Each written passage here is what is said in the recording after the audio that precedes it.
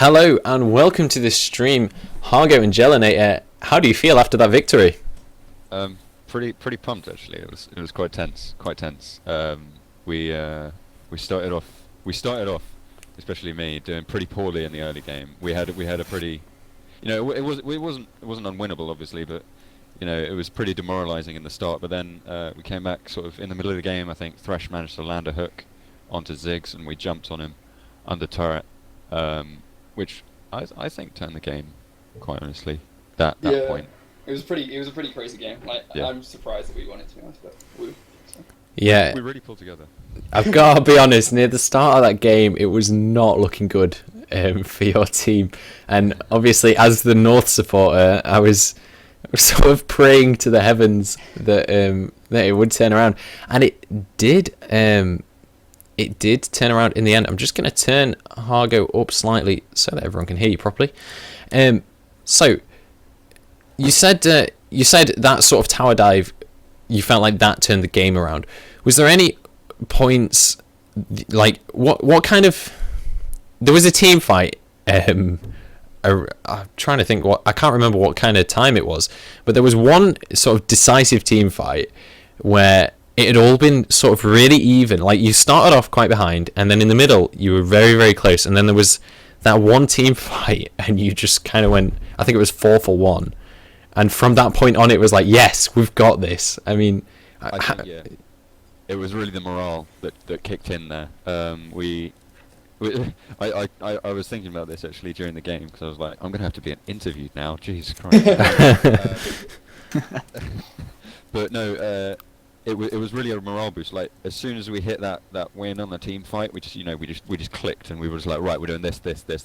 We really just it wasn't like it wasn't like we just needed the kills. It was more just the coordination happened.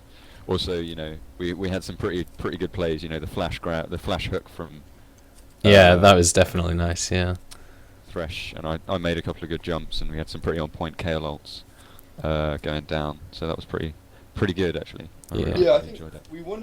I think we won like a small skirmish, and then we got dragon, and that was our first dragon of the game after being 2 down.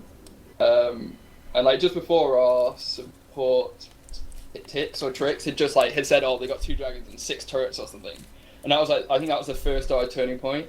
And then we hit the Thresh hook, the flash hook, and then we got the inhib turret.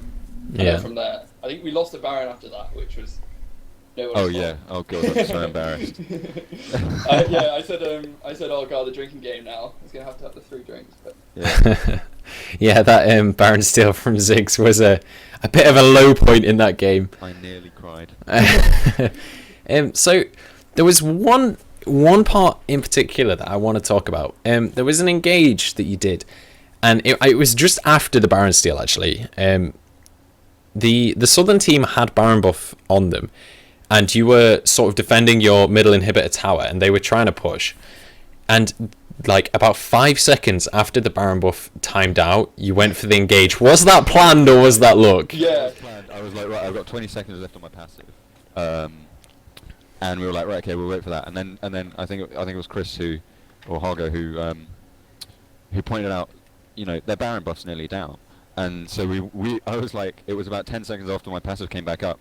I went around to the side and just jumped in as soon as the passive, I was waiting for it. I was like, right, Baron's down, I've got to make an engage now before they back off. And I managed to land a jump onto 3 of them, I think, and so, that pretty much secured the team fight.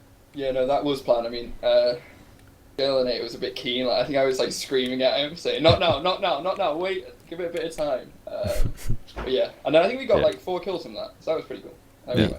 Yeah, that was a very, very crucial team fight, and I think that was a 4-for-0, I believe. It was, and that was kind of from that point on, there was no sort of backwards steps kind of thing. It was just from that point on, you won sort of thing. Yeah, we could have thrown. Yeah, to be fair, they seemed like a really good team. Like the Annie was really good in support, so it was a really fun game actually. It was really close. So. Yeah. Yeah. Okay. Sodit, do you have any questions you would like to ask? Yeah, I'm just basically, guys. I'm wondering how you're going to feel when the Super 8 South team wins both of their matches now. We've got a universe University of Manchester bot lane. Like, we're gonna win it. It's gonna be easy. You can't lose. We actually had a dominating presence in our game. With 4 of us are from Manchester University. And I think there's Team 3. Manchester. different teams, but same university. But yeah, It's gonna be a 4-0 to the north. I mean. yeah, quite. I don't see how the south can really win. Yeah. It's not really. 4-0, here we come. I'm afraid that's all we've got time for in this interview, though. We're going to go for a quick 5-minute music break, and then we'll be heading straight into our Super 8 game. It will probably be the final game of the night, because I can't imagine the North losing it. However, if the South do win this Super 8 game, it will go to a tiebreaker, and we'll have a second Super 8 game. So a tiny bit of me wants the South to win, just so we get an extra game. However, I can't really imagine the North losing a game, so we'll have to see what happens. Winter's coming, lads. Winter's coming. Okay, so we will join you again in 5 minutes. Thank you very much for the interview, guys. Alright. Thanks, And guys. brilliant game. Thanks. See you in a bit. Cheers. Hi, Kel. Hi, Mum.